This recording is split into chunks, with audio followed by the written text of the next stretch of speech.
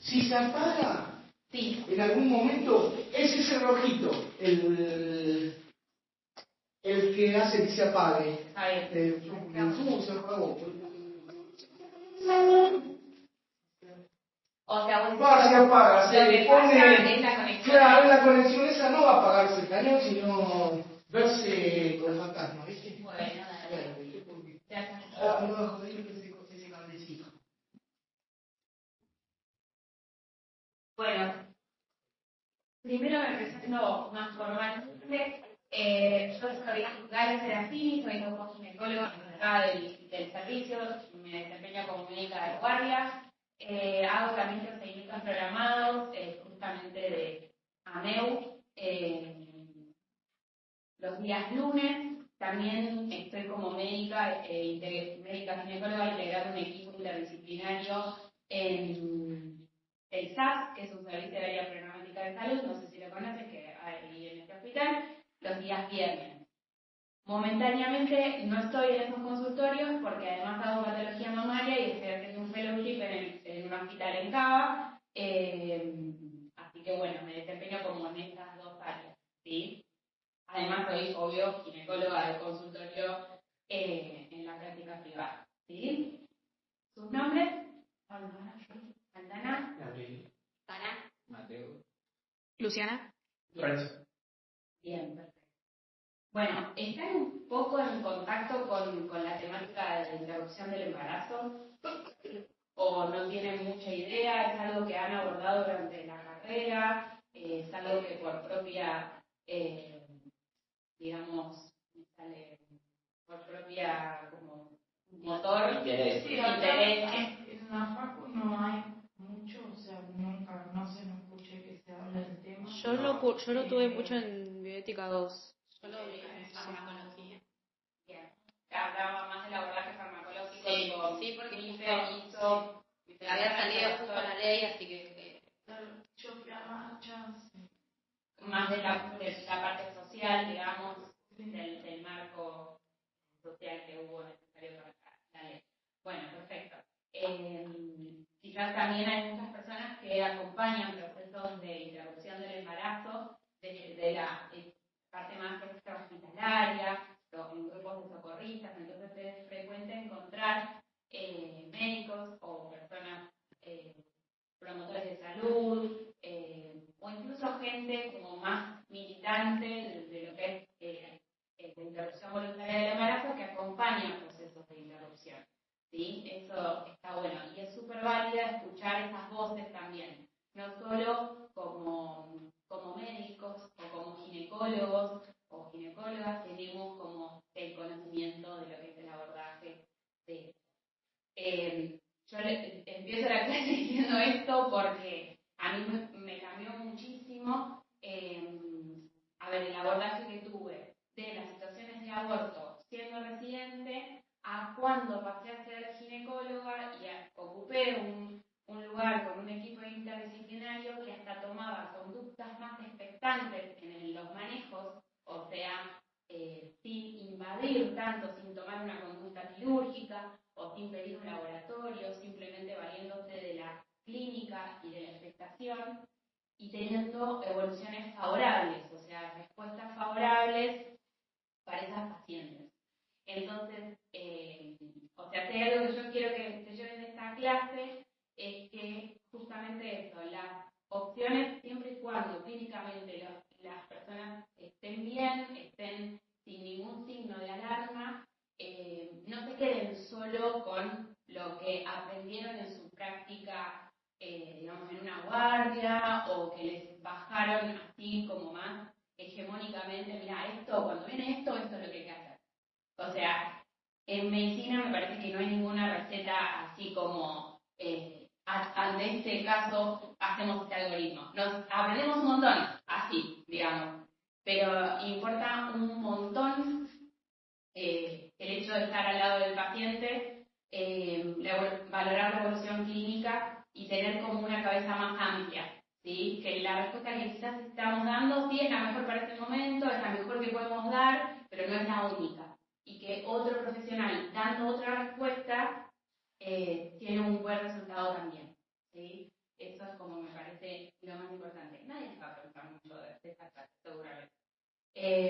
bueno, en la epidemiología, acá es un poco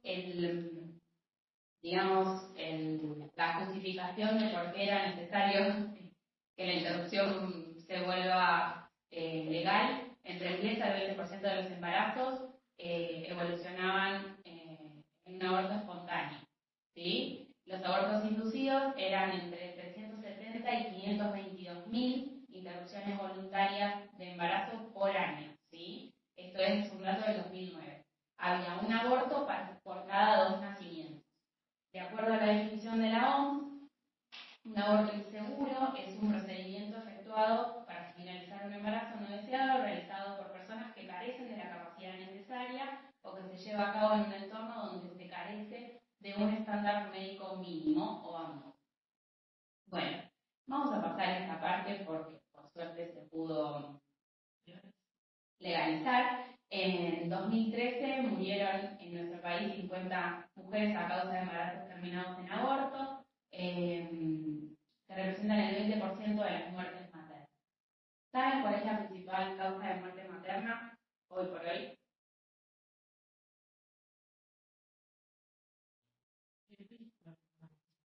No, vino de muerte materna, o sea, persona gestante o embarazada.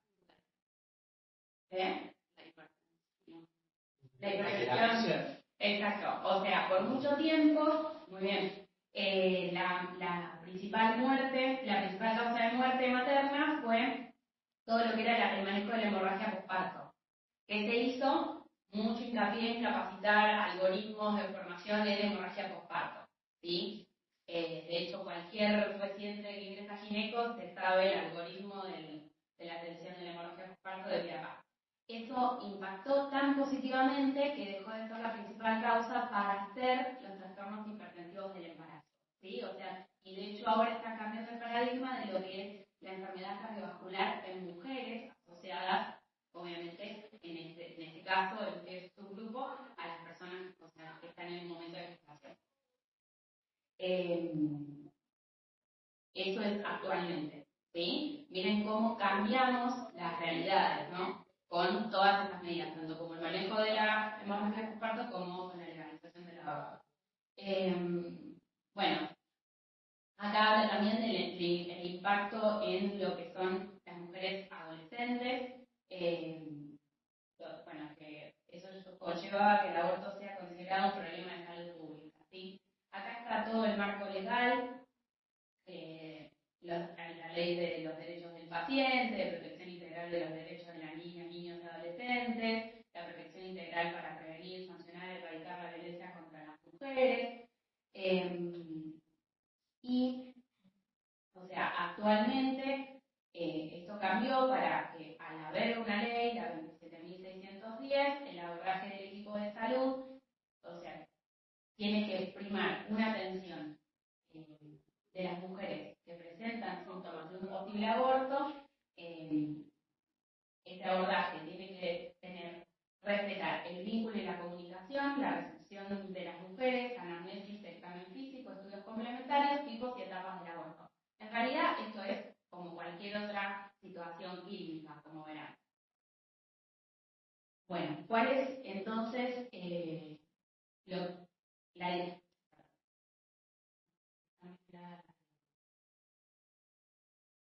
esto es con respecto a IVO. Ahora, en la interrupción legal del embarazo, la ley regula también la interrupción legal. ¿Ustedes tienen idea de la diferencia entre IVA y LE? Interrupción voluntaria del embarazo, a la diferencia actual a interrupción legal del embarazo. La legal, antes de la IVA era cuando el feto no tenía probabilidad de vivir o ponía en riesgo la vida de la madre. Claro, no. En realidad, hoy, por la ley, se garantiza la interrupción voluntaria del embarazo longitudinalmente durante 14 semanas. Claro, en realidad, voluntaria es hasta las 14 semanas. Sí, esto quizás estaría bueno que lo anoten. Interrupción voluntaria del embarazo hasta las 14 semanas. ¿Qué recomienda el Ministerio de Salud? La persona hasta las 14 semanas puede elegir la vía de finalización del embarazo, ya sea AMEU que es aspiración manual endouterina, o una interrupción farmacológica ambulatoria con mifepristona misoprostol. ¿Sí? ¿Me siguieron? Ay, ¿puedes repetir? Parece que acá hay una diapositiva. Ay, no se ve nada. Una persona, o sea, una mujer puede elegir entre estas dos opciones, o sea, Sí. pueden ser, o sea, no sé, tiene 5 semanas, puede elegir el AMEU o puede elegir el tratamiento farmacológico. Sí. O sea, eso dice la ley. Hay una ley nacional y una guía de procedimientos en aborto, que es la guía de implementación de la provincia de Buenos Aires. Nosotros tenemos como ese marco legal, ¿sí? Dentro de lo que es ese marco legal, la mujer tiene que tener el derecho, la persona gestante, tiene que tener el derecho de decidir si quiere una MEU o de manera farmacológica, ¿sí? Es como que las instituciones, al tener guardias de ginecología, tienen que garantizar este acceso. ¿Por qué? En realidad, cuando viene una persona a atenderse y solicita una interrupción, lo ideal, lo que dice la guía de implementación de la provincia de Buenos Aires, es que sea abordada por un equipo interdisciplinario. No para buscar un causal de lo que es la interrupción, del motivo de la interrupción, sino que para, digamos, descartar que no haya otras, digamos, pautas de alarma, por ejemplo, situaciones de violencia de género o alguna situación de vulnerabilidad extra, ¿sí? Entonces, el abordaje interdisciplinario en general, el equipo de salud tiene que estar formado por una trabajadora social, esto se lo van a preguntar, una trabajadora social, una licenciada en psicología,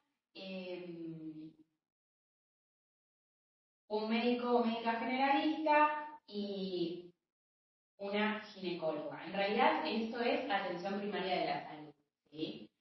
La persona, una vez que fue pesquisado o no cualquier situación de vulnerabilidad por parte de en esa entrevista, entonces se le tiene que ofrecer información clara, ¿sí?, sobre el proceso farmacológico o el quirúrgico en internación. Acuérdense, hasta las 14 semanas es IVE, ¿sí? Esto sería un abordaje de IVE. Entonces, hasta las 12.6 semanas se recomienda que este tratamiento farmacológico se haga en ambulatorio, ¿sí? ¿Qué quiere decir? En su casa o en el lugar que ella encuentre cómodo, fuera de un hospital o una institución de salud, ¿sí? A partir de las 13 semanas, ya la OMS recomienda la internación, ¿sí? No porque haya más riesgo de complicaciones, sino más que nada para el manejo del dolor, ¿sí? Para el manejo del dolor y sobre todo para el acompañamiento que la persona tenga en el momento de la expulsión, ¿sí? Hasta ahí estamos, eso es el concepto más importante y quizás el que les pregunten. Como médicos generales, ¿quiénes están formados en esto? ¿Sí? Como para saber asesorar. Una vez, después, más allá de las 14 semanas, ¿sí?, la interrupción es legal, ¿sí?, del embarazo. Hoy por hoy, lo que sí tiene que haber, por ejemplo, se acerca una persona de 18 semanas, ¿no?, que manifiesta su intención de interrumpir. Tiene que ser valorada por el equipo interdisciplinario y ahí sí, más allá de pesquisar situaciones de vulnerabilidad, lo que se debe pesquisar es un causal, ¿sí? Ustedes deben estar cansados de escuchar la definición de salud de la OMS actual. Entonces, eso nos permite definir causales para la interrupción legal del embarazo, ¿sí? O sea, cualquier causa puede ser o tiene que haber algo. O sea, más allá de las cosas que pasaron las 14 semanas, ¿tiene que haber una causa para que se haga o se puede hacer? No entiendo eso. Tiene que haber una entrevista, una valoración por cualquier, digamos, efector del sistema de salud, un médico, lo que hablamos antes, tiene que valorar justamente la existencia de una causal para la interrupción. Pero, un ejemplo, ¿no? Sí. Si yo barrié, o sea, no me cuidé, qué sé yo, quedé embarazada y Tuviste me una acordé relación tarde. sí. Y me acordé más, o sea, de hacerlo a partir de más allá de las 14 semanas. Sí. Ahí no sería legal. Sí, o sea, vos si te acercas al sistema de salud, lo que te van a explicar es, mira, no es que podemos darte las pastillas y te vas a tu casa a hacerlo en ambulatorio, ¿sí? O podés internarte para hacer una mesa, sino que tenemos que evaluarte, tener una entrevista y dejar asentado en un documento que sí hicimos una valoración psicosocial, ¿sí? Donde se manifestó un motivo, o sea, cuáles son tus motivos para interrumpir el embarazo. Esos motivos tienen que alterar tu salud física o emocional como para, digamos, justificar la interrupción, ¿sí? Pero no es que una mujer tiene que justificarlo. No es, a ver, es para dejar asentado. exacto. No es como algo así administrativo, pero es importante que ustedes sepan. Una mujer o una persona gestante que va a interrumpir un embarazo claramente tiene afectada su salud física o emocional, ¿sí? No cualquiera va ante la noticia de un embarazo a decidir así porque sí interrumpirlo. Tiene sus motivos. Nosotros no somos quienes para valorar esos motivos, digamos, en las cuestiones más íntimas de cada persona. Pero sí tenemos que dejar asentado que valoramos que esa persona tiene afectadas sus condiciones. Entonces, se garantiza el acceso a la interrupción legal. ¿Sí? Eso es hoy, la legislación actual. En el futuro quizás cambie, quizás no, Igual, pero es la realidad. igual eso también se hace dentro de las 14 semanas. O sea, 14 semanas en adelante. Sí, pero antes no se evalúa todo eso. Sí, se evalúa, pero simplemente con el afán de pesquisar situaciones de vulnerabilidad.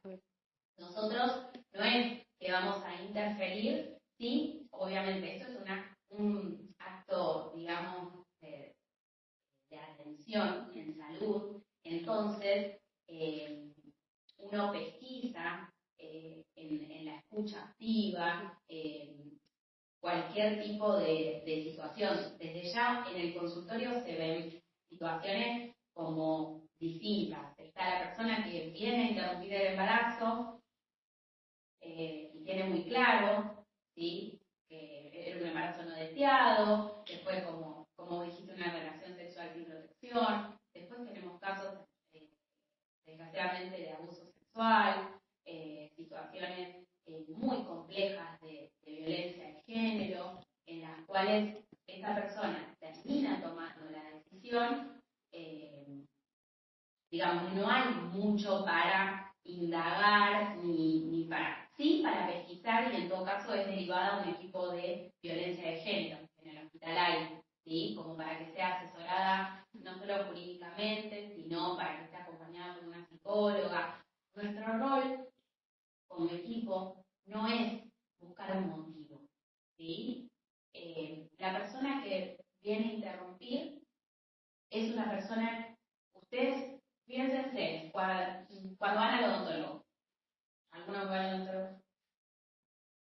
¿Les parece algo así como un trámite, como una cuestión? Bueno, fui al odontólogo. Cualquier acto de salud en el que uno se inmiscuye, ¿no?, que uno va, es un acto totalmente voluntario y repensado. Imagínense sacarse una muela o hacerse un tratamiento de conducto, imagínense interrumpir un embarazo. Digamos, en general, si uno después se pone a ahondar en esa anamnesis, los motivos por los cuales las personas terminan decidiendo interrumpir un embarazo, tienen todo un recorrido que no es, me voy a sacar de encima esto. Digo, porque del otro lado también tenemos profesionales que quizás valoran como, sí, vienen como método anticonceptivo. No, la realidad es que no. La realidad es que menos del 4% de los casos son mujeres o personas gestantes abortadoras recurrentes, no como el diagnóstico de aborto recurrente, sino como de interrupción recién ahora se empiezan a ver, igual se empiezan a tener números de estas cosas, ¿sí? Porque antes no había posibilidad. Entonces, lo más común es que una persona que tiene un embarazo no deseado, que tiene la posibilidad y quiere, lo interrumpa, ¿sí? Y ese evento no se vuelve a repetir. Lo que es súper importante en este caso es que se garantice después el acceso a la anticoncepción de larga duración. Que eso seguramente lo hablaron durante la cursada. Obvio, no vamos a obligar a nadie ni a decirle la única opción que tenés es la anticoncepción de larga duración. Se lo ofrecemos, digamos, hacemos énfasis en los beneficios para que esas personas no vuelvan a atravesar una situación de aborto, ¿sí? Tenemos los hormonales, los no hormonales, o sea, el DIU y el implante como ahí en primer lugar.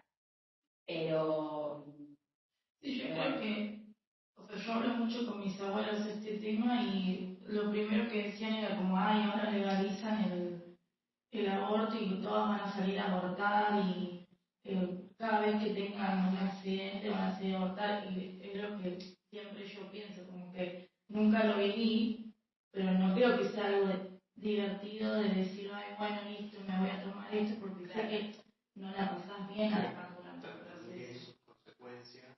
Por ejemplo, una doctora nos contaba que había chicas que venían y abortaban 4 veces. Eso sería lo que hablábamos del IVE recurrente, digamos. Y también nos comentaba, no es lo común. Nos comentaba que les ofrecían el método anticonceptivo, en este caso creo que tomaban pastillas y aún así les pasaba eso, Sí. pero también que como que les recomendaban un método más de larga duración, pero que también tenía efectos, también tenía sus contras. No sé, poner un DIU o hacer un implante. Entonces, es mejor un DIU y un implante más allá del tiempo que cubre a un anticonceptivo oral en el tema de efectos adversos. O sea, Mira, ahí entra lo que hablábamos al principio de individualizar la paciente. Vos tenés que tener, el DIU tiene más eficacia anticonceptiva que las anticonceptivas orales. Pero ¿qué pasa? El DIU quizás no lo va a elegir esa persona. El DIU se coloca intrauterino, se coloca, algunas veces en una colocación de DIU, se coloca un espéculo, se toma el cuello del útero y se coloca el DIU. Dura unos segundos, que es lo importante a descartar antes de colocar un DIU. Primero que la persona lo elija, explicar bien el método, ¿sí? Explicar bien cómo va a funcionar ese método. El DIU tiene la característica que cuando desciende dentro de la cavidad uterina, ahí es cuando puede producirse un embarazo no planificado, ¿sí? O sea, un embarazo con DIU, ¿sí? ¿Qué pasa? En la mayoría de los casos, cuando hay un descenso del DIU, se producen síntomas: sangrado, dolor, una menstruación más abundante. Entonces, es muy importante que nosotros brindemos la información adecuada cuando esa persona, olvídense del IVE, está eligiendo un DIU. Bueno, mirá, estás yendo con un método súper efectivo, te tenés que hacer un control ecográfico para ver dónde está posicionado el DIU. Y si se llega a descender, va a producir tal y cual síntoma. Si se te llega a producir un sangrado, un dolor menstrual muy intenso, una menstruación muy abundante, o un sangrado después de las relaciones sexuales, o un dolor después de las relaciones sexuales, ¿sí? Es porque hay algún signo de descenso del DIU. En este caso, el control ecográfico, ¿sí? Tiene que ser oportuno. Yo creo que lo que vemos es, para evitar situaciones de interrupción, más que nada no evitar situaciones de interrupción, evitar embarazos no deseados o no intencionales, hay que trabajar muchísimo en anticoncepción. Pero trabajar muchísimo en anticoncepción no es tener toda la cartilla de anticoncepción, tipo los orales, el DIU, el CIU, a disposición, sino verdaderamente informar a las personas, ¿sí? Tenemos un gran déficit también en el uso del preservativo en la población general. Entonces, o en un uso inadecuado, ¿sí? Hay mucha desinformación. Entonces, yo creo que hoy por hoy ese es el desafío a futuro, ¿sí? Darse cuenta, aquellos que son objetores, no objetores, toda la comunidad médica, hacer como un trabajo, como potenciar el trabajo en la anticoncepción, para justamente evitar estos embarazos no deseados, ¿sí? Y brindar información de calidad y oportuna, y que la anticoncepción sea verdaderamente una, ¿cómo se llama? Una consulta de la emergencia. Eso ustedes lo aprenden en la facultad. La adolescente que viene por un método anticonceptivo es una consulta de emergencia, ¿sí? Por más de que no esté con un dolor abdominal agudo, es una consulta de emergencia. Que esa persona que está solicitando anticoncepción y vos como médico no se la está garantizando, es el IVE que va a venir o el embarazo no intencional, ¿sí? Ahí está. Esto lo dice la Asociación de la Anticoncepción de Argentina, ¿sí? La consulta en anticoncepción es una consulta de emergencia. Y esto se une con lo que hablábamos de la interrupción legal del embarazo. La mayoría de las personas, ¿sí? Más o menos un 80% de nuestra población, consulta en situación o más.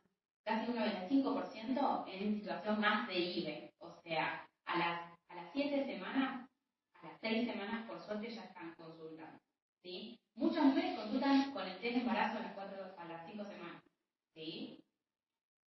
El menor porcentaje de casos es en embarazos más avanzados. Y desgraciadamente, esos embarazos más avanzados, en general, esa consulta que llega tardía, es en la población adulta, ¿sí? Que sabemos que es una de las más vulnerables, ¿sí? Ustedes saben, para la ONU, el mayor porcentaje de población del mundo en cuanto a indicadores de pobreza es la población latinoamericana y adolescente, niños, niñas y adolescentes. Entonces, son números que ustedes los buscan, les tienen que hacer ruido y tienen que entender después por qué se hace un esfuerzo en todo esto, ¿sí? Y hay como que trabajar hay como un sentido común de esto que decían que siempre está como ahí, van a utilizar la IVE para... No, en la clase se las voy a pasar igual, así tienen todo anotado, si les interesa el tema, está como todo resumido. Igual el concepto importante que se tiene que llevar acá es este, ¿sí? Es eso que estuvimos hablando de las semanas, como para el choice. Ya ahora, pero no me quiero olvidar de nada. Entonces, está el tratamiento medicamentoso, el AMEU, y después dijimos 14 semanas. ¿Sí? Más de 14 semanas, interrupción legal. Se hace la valoración de causales y se garantiza. Eso sí va a ser en internación. Y lo que es fundamental es el concepto de acompañamiento en la expulsión, que es un momento, digamos, duro para la persona que está interrumpiendo el embarazo, ¿sí? Y que todo ese personal que está formando parte del equipo tiene que estar formado. Esto no va a ser un parto, ¿sí? No va a tener dolores de parto, no va a tener los mecanismos del parto, no se va a utilizar medicación como la oxitocina, eso lo van a ver en la obstetricia igual. La medicación gol estándar para el abordaje es el misoprostol, ¿sí? Las vías de administración las puede elegir la paciente, ¿sí? La persona. Ustedes saben que es a nivel sublingual, a nivel vaginal, ¿sí? Que se puede utilizar la medicación, ¿sí? Se la puede autoadministrar incluso en internación, ¿sí? Un montón de información igual. Bien. ¿Tienen idea más o menos cómo se hace el tratamiento medicamentoso? El abordaje farmacológico. Sí, tenía un seguimiento, algo así. Son varios meses. 6, 8. Bien, cada pastilla de misoprostol tiene una dosis de 200 microgramos. Lo que se deben dar son 4 pastillas con un intervalo de 3 horas en 3 dosis. No tienen fibrón acá, ¿no? No. No tiene Gustavo, ¿no? ¿O no? Ahora busco, vale. No. Cuatro pastillas. El intervalo El intervalo de Cada pastilla cada 3 horas. cada 3 horas.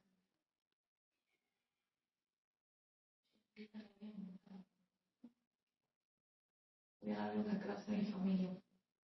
A ver si Sí, yo no fui a la clase de anticonceptivo, pero ¿te explicaron bien más allá de la diapo? Entonces, ahora nos ponemos más el médico. Yo llegué al final de Lo que es aborto farmacológico.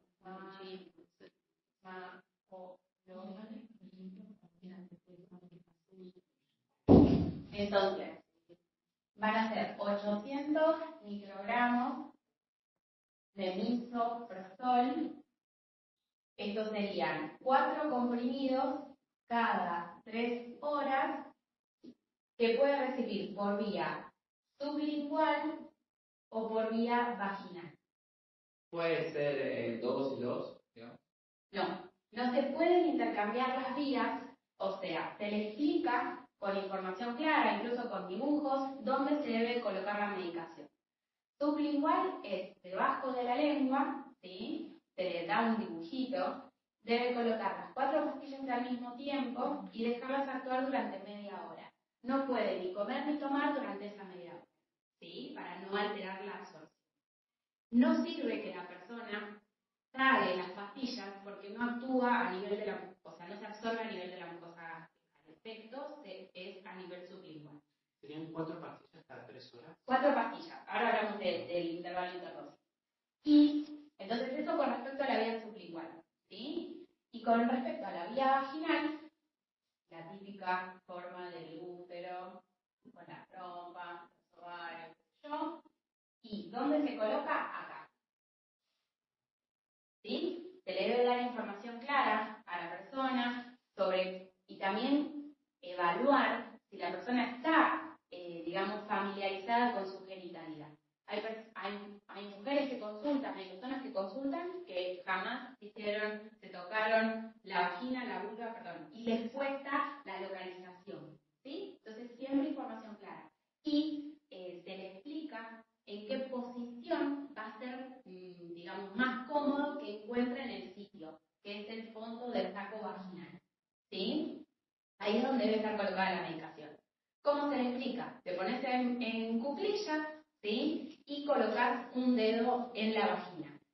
Ahí vas a encontrar hacia el fondo, adelante o atrás, digamos, una formación que es redondeada de la textura de la nariz, que es el cuello del útero.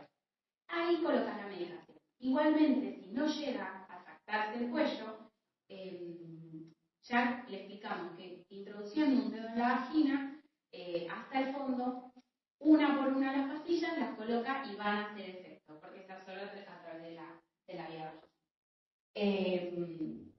¿Qué es importante? Que durante media hora esta persona esté, digamos, en semi-reposo, acostada, y que no haga esfuerzos defecatorios, ¿sí? Porque eso podría, digamos, facilitar que se salga alguna de las pastillas y que no actúe a nivel local.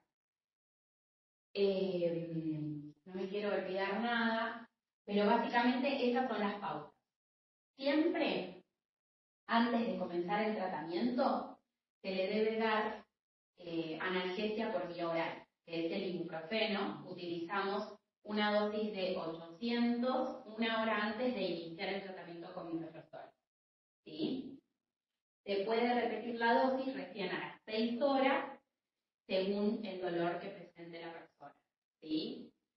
También se recomiendan medidas físicas como calor local, que disminuye el dolor cólico, masajes en la zona lumbar, calor en la zona lumbar y ejercicios de estiramiento, ¿sí?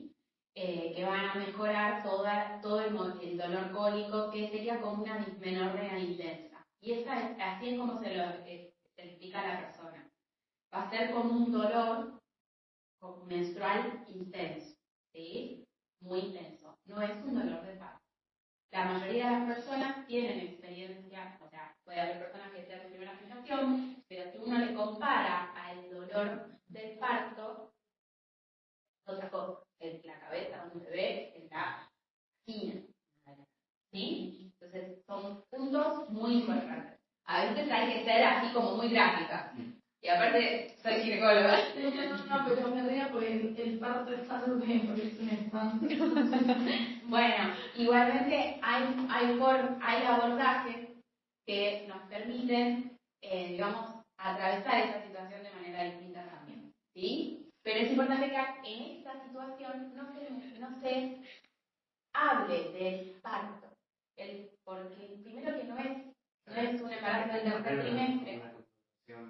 Exacto, eso es importante, la connotación. Psicológicamente, el parto que se asocia a un nacimiento. El nacimiento es vida. Y eso sería... ¿Entienden? Anímicamente, el dolor que va a sentir esta persona, nosotros mencionamos parto y acá se está interrumpiendo un embarazo, digamos, no va a haber analgésicos que respondan. Son cosas que como médicos y médicas tenemos que tener muy en cuenta las palabras que utilizamos. No va a servir de nada sino darle el ibuprofeno, el tramadol, realmente, chicos. O sea, no es sanata decir esto, es la práctica. Es qué los va a hacer a ustedes tener un salto cualitativo en su práctica, ¿sí? Pero bueno, volviendo a esto, entonces, sí se va a dar cada 3 horas. El intervalo mínimo es de 3 horas. Se puede dar cada 3, cada 4, cada 6 horas. Por motivos, digamos, de manejo, se utilizan los intervalos mínimos para que la persona no esté con todos los efectos secundarios por más tiempo, para prolongar los dolores y todo eso, ¿sí? Entonces se utiliza el intervalo mínimo. ¿Qué es importante? Que cuando elegimos cada 3 horas, sea cada 3 horas. Que reciba toda la medicación. No importa si comienza con síntomas, o sea, sangrado y dolor menstrual, interdosis, ¿sí? Y la dosis completa son entonces los 12 comprimidos, ¿sí? 800 cada 3 horas en 3 veces, ¿sí? Ahí es cuando va a ser efectivo la interrupción, o sea, el tratamiento farmacológico. Tengo una pregunta. Cuando la ponen la vaginal, ¿es como cuando te pones un óvulo, digamos? O sea, tiene que ir bien al... Sí, el óvulo en general lo colocamos más en el tercio externo de la vagina, esto es en el tercio interno, ¿sí? Claro. En el tercio superior de la vagina, ¿sí? Digamos, pasa lo mismo con la copa menstrual. Bueno. La copa menstrual se coloca más en el tercio externo, lo que explicamos es que tiene que progresar hacia arriba, ¿sí? ¿Qué? Me espera, no me acuerdo. Como la colocación de un tampón que... Exacto. En general, las personas están más familiarizadas con la utilización del tampón, entonces se hace más esa analogía. Incluso las posturas son muy similares, ¿sí? Se coloca entonces, se deja actuar media hora de semireposo y después, en el resto del intervalo interdosis, la persona hace vida normal. Toma, come, todo lo que quiera. Sí, los ejercicios de elongación, sí, el calor local y siempre en el tratamiento ambulatorio lo que se recomienda es que esté acompañada. ¿Sí? ¿Por qué? ¿Porque va a pasar algo malo? No. Porque anímicamente es importante para cualquier tipo de asistencia y más que nada si tiene sangrados o si tiene personas a cargo, esa persona durante estas horas no va a poder estar a cargo de tareas de cuidado o de otras cosas, ¿sí? Sino que tiene que estar como encargándose, conectada con el cuerpo y con los síntomas. ¿Vos querés preguntar? Sí, dos preguntas. No me queda claro hasta cuándo se puede hacer el ILE. O sea, hasta qué semana. Mira. No puede venir con 40 y decir quiero hacer un ILE, supongo. No. La realidad es que aborto, ¿cuál es la definición de aborto? Interrupción del embarazo. No, de aborto completo. De aborto fisiológico, digamos. Aborto espontáneo. Un embrión que no llega a tarde. Puede ser un feto también. Un feto que en cualquier momento puede salir la segunda semana. Claro, menor a 20 semanas y menor a 500. Digamos. ¿Sí? Ese es un punto igual que está en discusión. Siempre es como controversial. En general se acepta hasta las 20 semanas. En realidad el límite de la vida vital, porque eso es una definición como clásica de aborto, 20 semanas, 500 gramos, ¿sí? Pero en realidad el límite de la viabilidad para obstetricia son las 24 semanas, ¿sí? ¿Qué quiere decir el límite de la viabilidad? Que importa, o sea, se produce una expulsión, olvídate de la interrupción, porque se hubo una ruptura prematura de membrana y ese feto se expulsa, está afuera, o sea, extraútero no tiene chances de sobrevivir, ¿sí? Y después.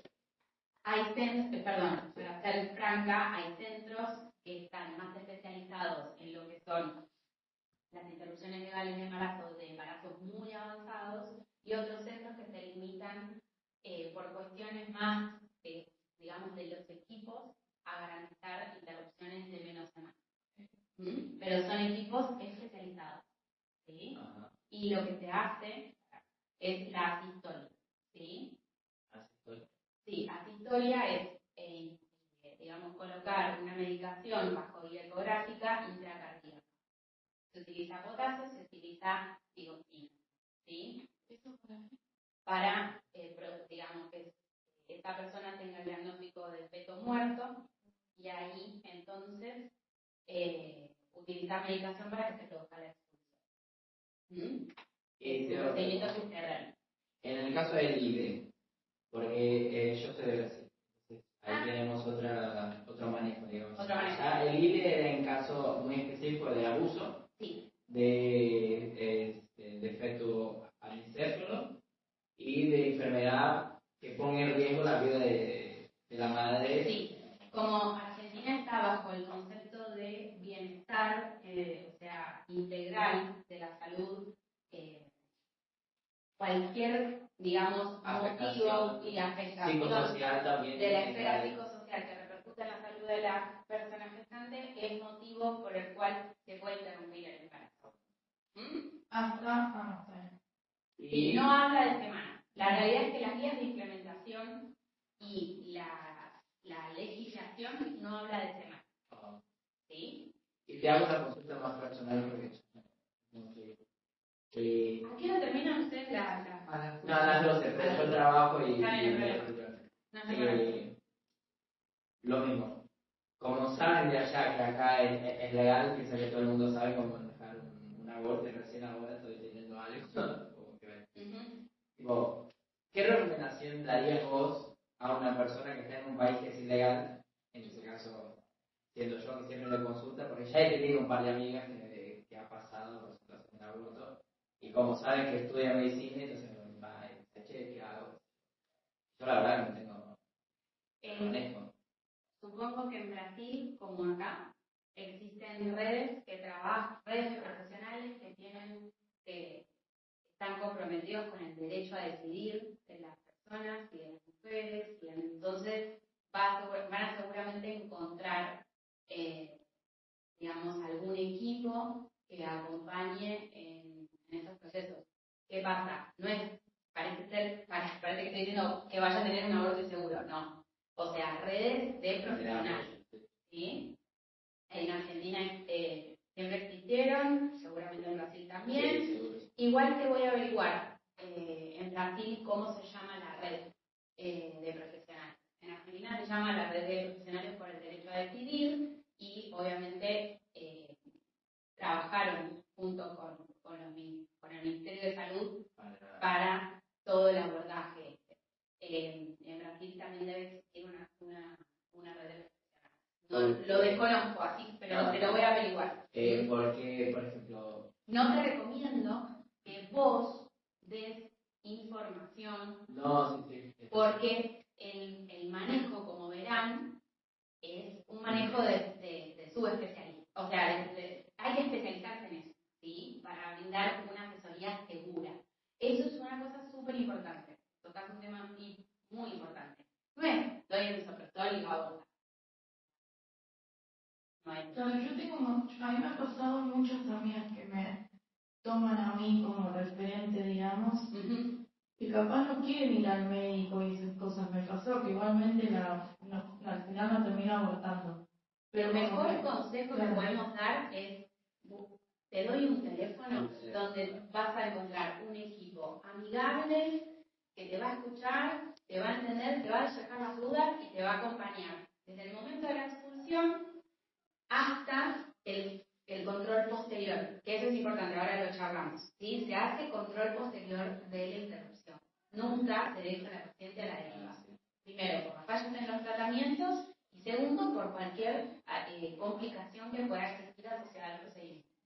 En general, lo que se hace para evitar este tipo de cosas es, se le brinda un teléfono a la paciente, además de la información de que está la guardia, de que sabe dónde encontrarnos, también de nuevo información clara, detallada y todo, y se le da un teléfono. Y siempre se le pregunta a la persona en qué momento, en qué día va a realizar la interrupción, se va a colocar la medicación. Y se hace un control a las 72 horas, ¿sí? Para ver cuáles fueron los síntomas. Si tuvo sangrado, si se produjo la expulsión o no, según el relato, uno se da cuenta si ocurrió la expulsión o no. Si no ocurrió la expulsión, se cita para hacer un control ecográfico a los 7 días, y en este caso, la ecografía, bueno, se ve según esa ecografía. Pero no quiero olvidarme de hablar de los efectos del misoprostol. El misoprostol va a actuar y puede producir calambres, dolor lumbar, bajo, dolor, digamos, menstrual, escalofríos, aumento de la temperatura, ¿sí? Diarrea, náuseas y vómitos. Puede ser que aparezcan estos síntomas o puede ser que no, dependiendo de cada persona. Para el manejo de estos síntomas se va a utilizar el ibuprofeno o el paracetamol, no se debe utilizar aspirina ni buscapina. Esto es una pauta muy importante que se le da a las personas. Bloquean, digamos, síntomas que son de alarma. Exacto, para lo que son las complicaciones. ¿Sí? Y la aspirina obviamente no por el sangrado. Y bueno, el seguimiento entonces es ese. Se hace un llamado telefónico a las 72 horas donde se pesquisa cómo evolucionó esa interrupción. Después de ese llamado, entonces, si ocurrió la expulsión, se cita a los 15 días para un control ecográfico. ¿Sí?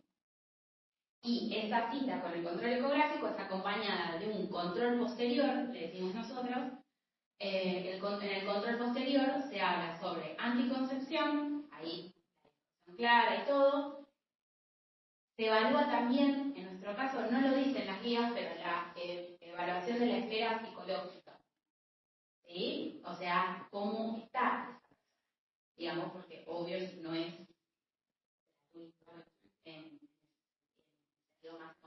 se evalúa la esfera emocional, esfera que hay signos, síntomas de alarma, siempre. Y bueno, siempre, esto también es importante, los seguimientos ginecológicos, ya sea ecografía mamaria, mamografía, papicolpo, se retoman recién a los 6 meses post-aborto. salvo que haya alguna, alguna cuestión médica de por medio, no sé, si hay un tumor de mama no se va a esperar 6 meses. Debe hacer diferente. Esto sería aborto farmacológico, ¿sí? Me voy a ir. Esto seguramente, ahí va a estar lo que les van a preguntar, ¿sí? No, perdón, yo tengo que... Tranquilo. Chao, chicos. Chao. Otra cosa súper importante, y esto es para todos las interrupciones, la profilaxis.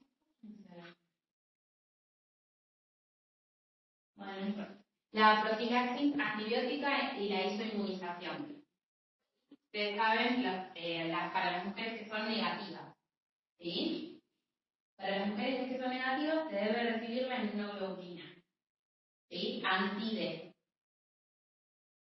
Esa indicación en realidad cambió, ahora se reserva para las personas que tengan interrupciones voluntarias del embarazo más allá, con gestaciones de más de 9.5 semanas. ¿Vieron?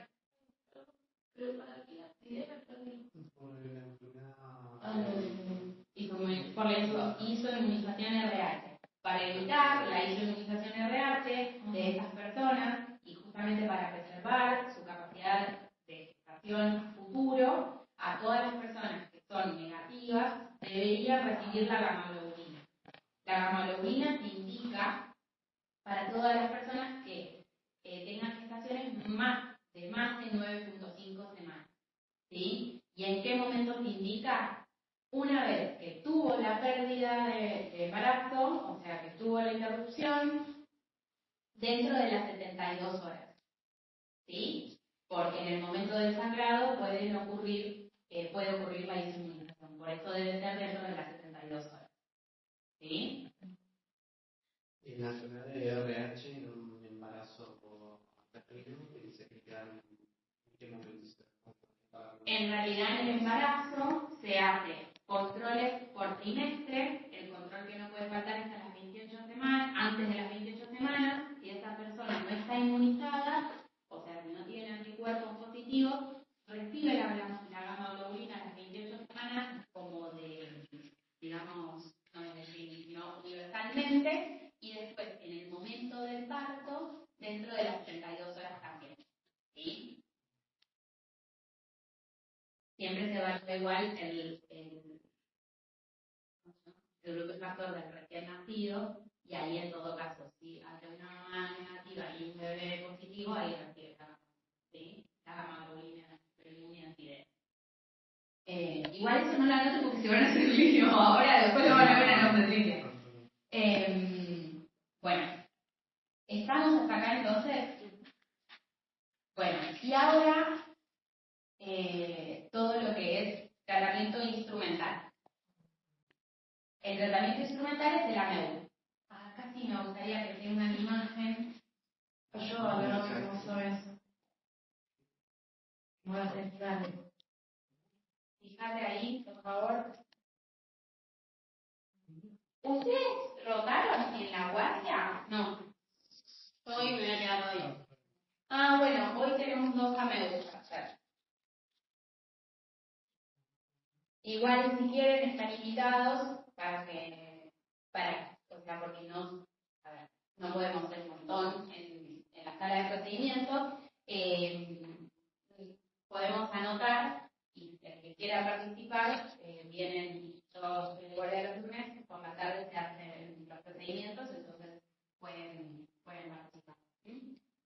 ¿En qué horario, Doc? ¿Cómo? ¿En qué horario son? En general, las pacientes se internan a las 12 del mediodía y esperamos 3 horas. Ahora vamos a empezar a hacer el procedimiento, se espera 3 horas el efecto del misoprostol y después se hace el procedimiento. ¿Solamente los lunes? Es un tema. Es un tema. Tengo psicólogo a las 3:30 de la tarde, o sea, a la hora que lo tienen que hacer. No, si querés, ahora les paso mi contacto y arreglamos por WhatsApp. Okay. Porque hay algunos procedimientos que se hacen más tarde. Ajá. Entonces, si querés venir, Puedo volver. podés volver, Claro. ¿sí? Si tienen interés, no hay problema. ¿Estamos o no?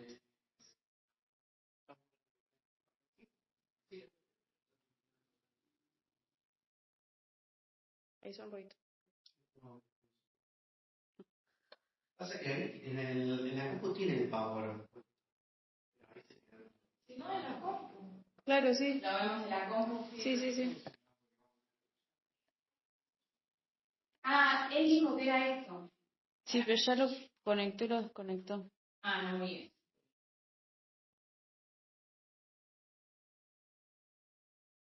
No, igual la idea es porque está más el instrumental y quiero que vean el instrumental. Parece que la abran el papel. Ahí no agarró. Ahí creo que también lo pone medio. Igual esta parte es más rápida, Sí. así que quédense tranquilos. No, bien. No, sí, igual se trabó. Sí, igual. A ver, para que Ahí. Ahí está. Bueno, la indicación de la MEU entonces es interrupción voluntaria del embarazo, en general es menos de 12 semanas, ¿sí? O sea, la indicación, menos de 12 semanas, por cuestiones técnicas, más que nada de las cargas. Hay equipos más avanzados que pueden realizarlo hasta las 14 semanas, ¿sí? Esto es, ahora se van a dar cuenta por qué, igual lo volvemos a charlar. Pero la indicación es hasta las 12 semanas, como de libro, ¿sí? Lo que se hace es, se le explica primero a la paciente el procedimiento. Se hace con anestesia paracervical. El gol estándar es la anestesia paracervical. No necesitamos una sedación. Esto tiene implicancias sociales también, de que la persona sepa qué se está haciendo, ¿sí? Y se logra analgesia. Se indica antibiótico-terapia, que es el metronidazol por vía endovenosa, 500 miligramos, o acitromicina por vía oral, 1 gramo. Lo ideal es que sea intraprocedimiento, o sea, en el momento. La acitromicina, al ser vía oral, puede darse antes. Se hace analgesia. Si ustedes leen las guías, dice analgesia por vía oral, hay que evitar la colocación de vías de abordaje, digamos, con suero. La realidad es que, no sé si es por la calidad de los fármacos del hospital o qué, no hay mucho buen manejo de la analgesia, entonces, para tener un acceso venoso rápido, algunos equipos prefieren la colocación de la vía venosa. Pero, digamos, lo que dicen las guías es vía oral, ketorolac, diclo, tramadol como opciones en analgesia. ¿Sí? Lo que tenemos acá es ibuprofeno. Entonces le damos Claro. 800 miligramos por vía oral, 1 hora previo al procedimiento. ¿Sí? Se le da metronidazol o el antibiótico que contemos y se ingresa a la sala de procedimientos, se coloca a la persona en posición ginecológica, saben cuál es la posición ginecológica obviamente, y se coloca el espéculo, como cuando hacemos un parto en el cuerpo, le explicamos que la anestesia a nivel vaginal no se puede hacer, que va a sentir como una presión en esa zona, y lo que se debe hacer es tomar el cuello del útero con una irina, ¿sí? No sé si conocen la pinza. ¿Sí? La pinzalina es una pinza de presión continua hemostática, ¿sí? Hemostática porque se coloca entre hora 11 y 1. Siempre tenemos que evitar tomar el cuello en hora 3, y en hora 6 es donde discurren las arterias cervicales, ¿sí? Eso ya seguro que lo saben. Y lo que se hace entonces es la anestesia paracervical. La anestesia paracervical es la instilación de 1 a 2 mililitros de lidocaína sin epinefrina, que puede ser, o que debe ser, en hora 2, 5, 7 y 10, evitando las arterias. ¿Sí? Sí, exactamente. Acá está todo así, ahí está el espéculo. Este tema del pervinós faltó nombrar, se utiliza la técnica del no tocar. No sé si vieron algún procedimiento gineco que en broca vagina, le decimos nosotros, en broca vagina con Pervinox. Eso se hace en una paciente sedada, porque si a nadie le va a parecer macanudo que le broque en la vagina con una gasa, esto es lo más molesto del mundo. Entonces, lo que se hace, en realidad, como buena técnica, es embeber el espéculo, ¿sí?, con Pervinox, ambas valvas, ¿sí?, y colocar en la vagina. ¿Qué significa esto? Va a ser una técnica completamente distinta a la de, por ejemplo, el legrado, donde hacemos la antisepsia vulvo-perineal hasta la cara interna del muslo y donde embrocamos vagina. Eso no está recomendado a nivel internacional. Solo embeber el espéculo y colocar. ¿Sí? Si vemos algún signo de vulvovaginitis, ¿sí?, que eso puede pasar, en todo caso con una gasa de un hisopo más delicado se pintará el cuello del útero, pero no las paredes bajas, ¿sí?, porque no hay, digamos, bibliografía que sustente el beneficio. Entonces, pasando del tema de la antisepsia, el espéculo, la lidocaína, el lugar de la inyección de lidos, ahí está la lido. Pasamos a lo que es el instrumental. ¿Sí? Este es el aspirador, ¿sí?, convencional, es reutilizable, es de plástico.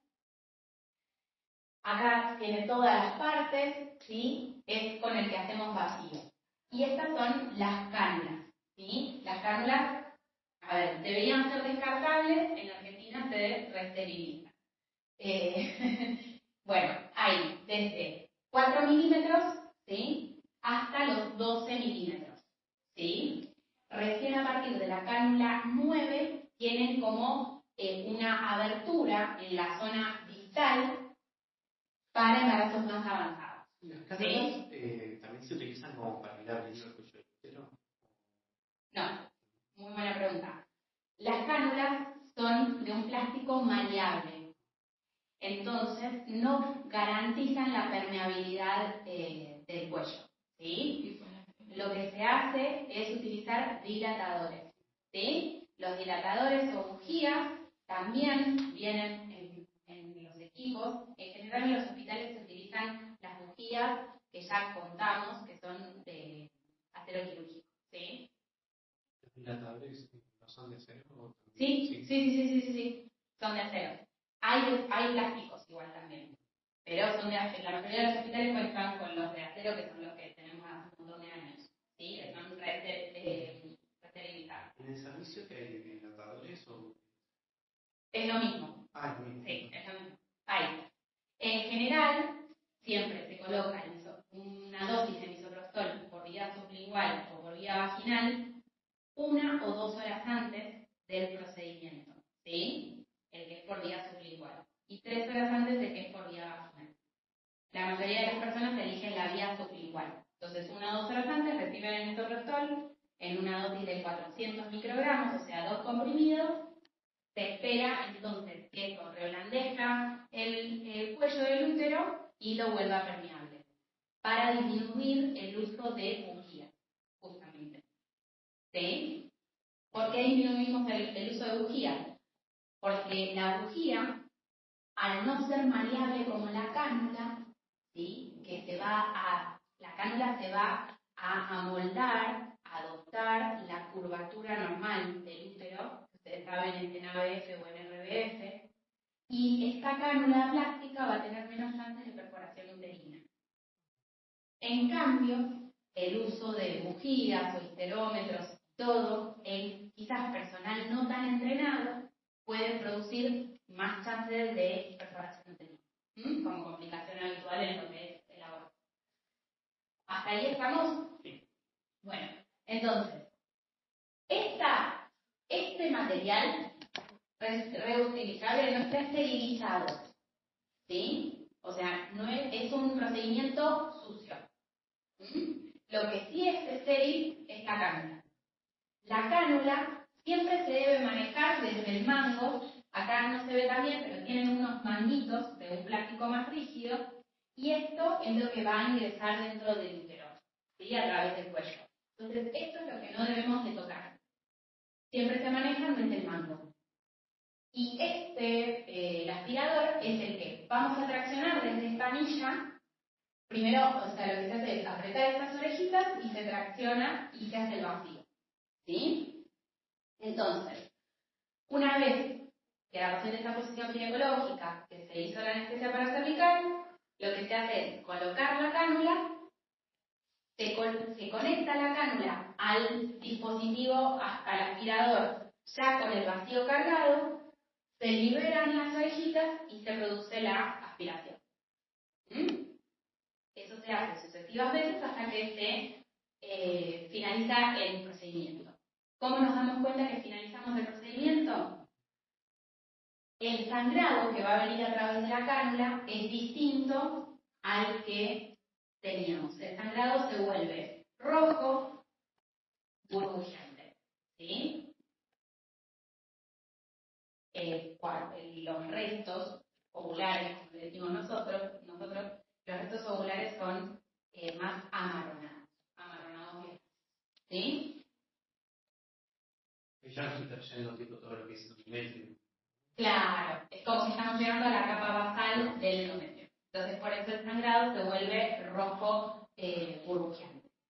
Y la persona va a referir como que registra un dolor menstrual. Entonces, al registrar el dolor menstrual, nosotros ya sabemos que, o sea, entre el síntoma y el signo, se termina el procedimiento. El AMEU, después de ese procedimiento, lo que se hace es sacar retirar, digamos, la cánula, hacer la anestesia final. No es necesario una histerometría, ¿sí? Esto quizás te lo preguntan, y finaliza el procedimiento sacando la irina y el... Ahí está. Estas son las puntas de las cánulas.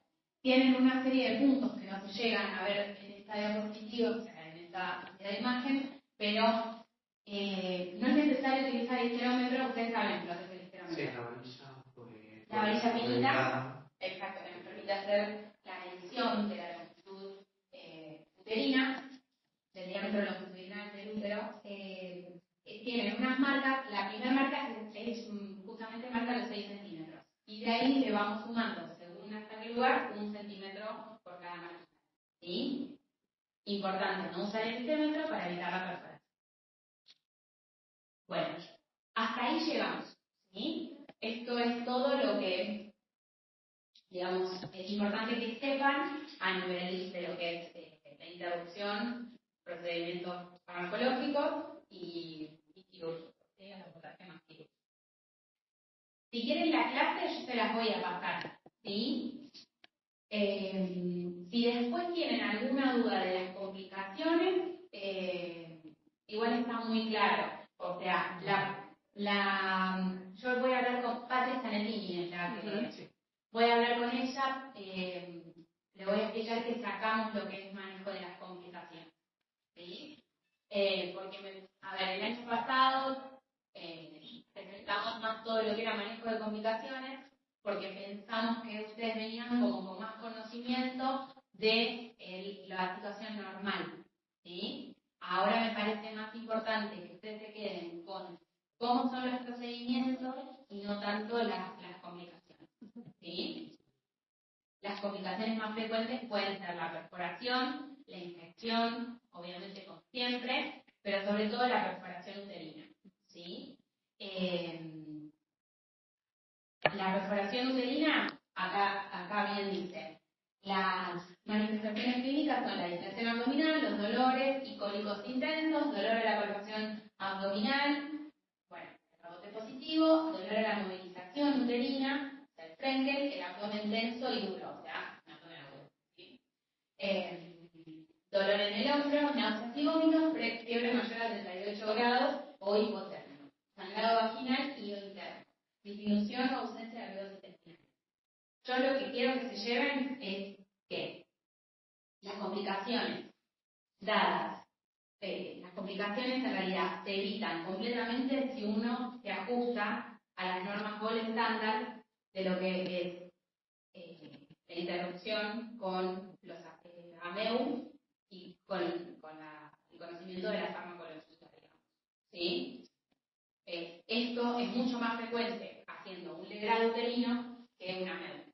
Por eso se utiliza el AMEU y no el RUER para todos. ¿Sí? O sea, el legrado uterino evacuado. ¿Sí? Nadie les va a preguntar eso. Pero sí le voy a aclarar eso a Patricia Zanettini, porque ahora yo le tengo que mandar la clase a ella. Nada, y si pueden anotar, si quieren anotar, dos números. Primero les voy a dejar su mail, así cualquier duda que tengan, o si quieren venir a participar de la guardia, me mandan un mail y los días lunes.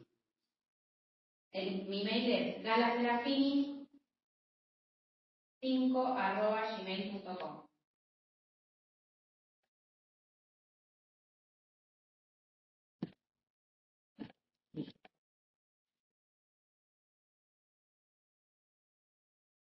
Y el teléfono que quiero que anoten es el de el SAF, por cualquier persona que necesite atención en interrupción del embarazo o en salud sexual integral, es 11 62 90 97 20. Se llama Consejería Narciso, ¿sí?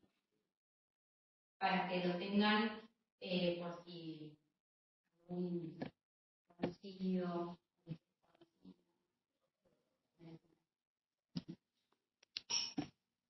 Bueno, esto sería todo. Espero que les haya servido. Me parece importante.